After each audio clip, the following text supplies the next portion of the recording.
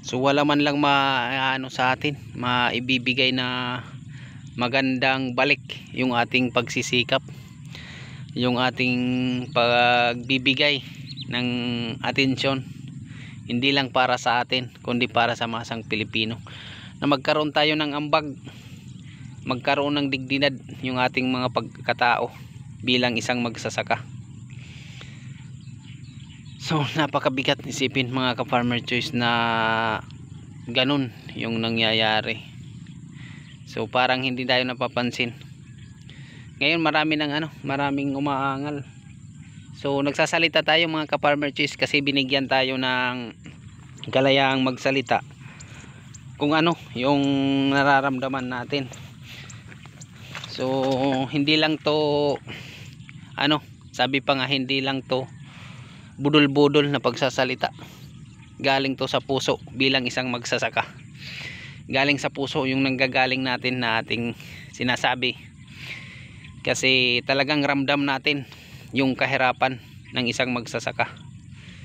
So kung tutusin mga ka-Farmer Choice, hindi kami yung lugi dito sa pagsasaka.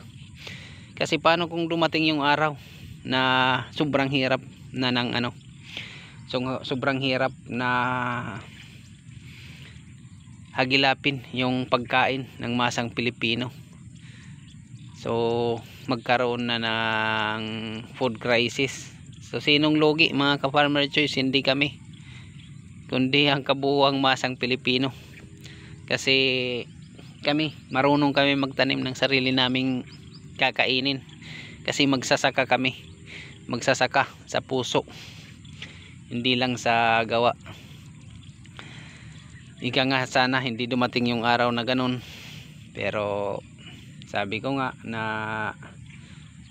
wala kaming magagawa, dahil kahit anong sikap ng magsasakang Pilipino, kung hindi man lang kami binibigyan ng atensyon, so na lang mga ka-Farmer Choice, ika nga tiis-tiis lang. Pero sa nararamdaman natin ngayon, kahit anong tiis natin, wala tayong kalaban-laban. So para tayong mga sundalo dito sa ating palayan, na i-deploy tayo ng walang sapat na kagamitan. Yan yung nangyayari dito sa amin, sa mga magsasaka sa ngayon. So yan muna mga ka-Farmer Choice. So lang tayo, laban lang. Pero ika nga, paano tayo kung lalaban, kung sindalo tayo dito sa ating palayan, paano tayo lalaban kung wala tayong bala? Hindi tayo binigyan ng bala ng mga namumuno sa atin. So yan muna mga ka-Farmer Choice.